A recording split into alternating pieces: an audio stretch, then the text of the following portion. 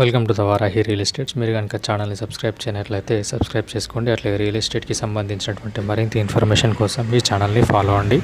ఇప్పుడు మనం చూస్తున్నటువంటి ఈ ల్యాండ్ వచ్చేసి సిద్దిపేట జిల్లా గజ్వేల్ నియోజకవర్గంలోని వర్గల్ మండల కేంద్రానికి దగ్గరలో ఉన్నటువంటి ల్యాండ్ ఇది. ఇది నెమ్టూర్ అనేటువంటి విలేజ్లో ఉన్నటువంటి ల్యాండ్ ఇది.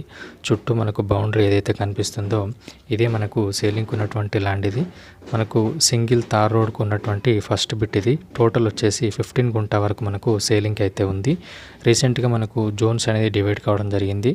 మేడ్చల్ జోన్లో ఉన్నటువంటి హెచ్ఎండిఏ లిమిట్లో ఉన్నటువంటి ల్యాండ్ ఇది.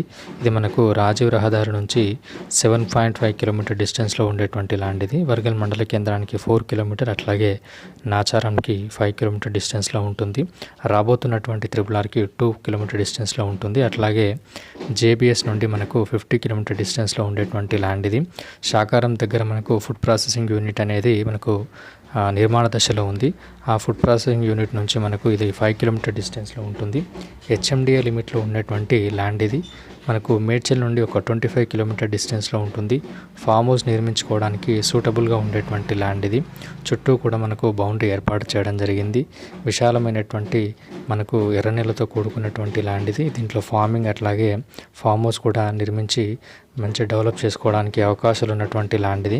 మీకు కనుక ఈ ల్యాండ్ ఇంట్రెస్ట్ ఉన్నట్లయితే డిస్క్రిప్షన్లో ఇచ్చినటువంటి నంబర్ని కాంటాక్ట్ అయినట్లయితే ప్రాపర్ డాక్యుమెంట్స్ మరిన్ని వివరాలు తెలియజేయడం జరుగుతుంది. మీకు కనుక ఈ వీడియో నచ్చినట్లయితే లైక్ చేయండి, షేర్ చేయండి, సబ్స్క్రైబ్ చేయండి. Thank you for watching this video.